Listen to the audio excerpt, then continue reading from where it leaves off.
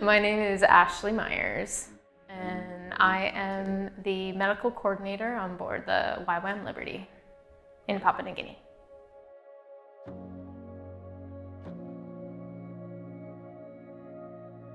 We went to a village that nobody had ever been to before. No YWAM team had ever gone to this village. We had to take a hour-long Zodiac ride to get there.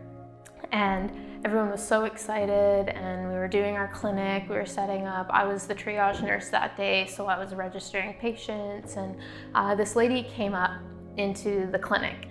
She was saying, my daughter is at home, she can't get to the clinic, can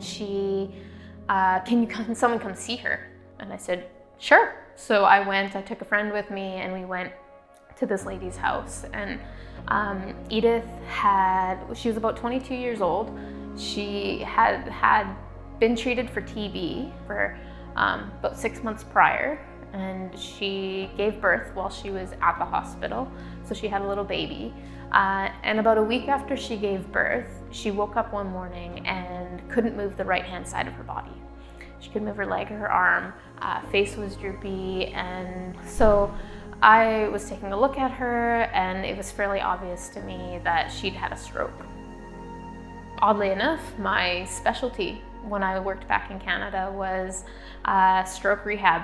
I worked at a stroke rehab hospital and had seen tons and tons of stroke patients, and so I knew exactly how to help her and how to treat her. And so I gave her some ideas on how to take care of her joints, how to increase her range of motion and be able to walk and move and be able to just increase her strength. And it was such a blessing to them, and they were so grateful, and we were able to spend time with them, talk story, and they gave us some fresh coconuts, and we just prayed for them and spent some time with them and just built some relationship with them. And going back to the clinic, and the guy that I was with was like, wow, you knew a lot about that stuff. And I was like, yeah, that's my specialty back home. And he's like, wow, that's like really specific. And I was like, I know.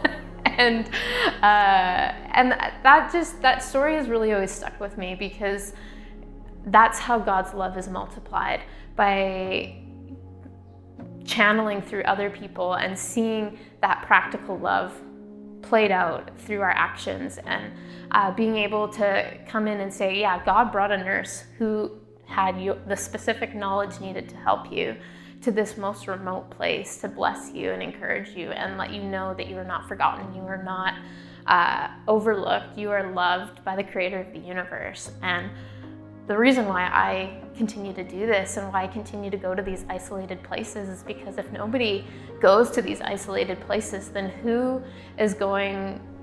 how is God going to multiply his love? And how are these people going to encounter the love of Jesus?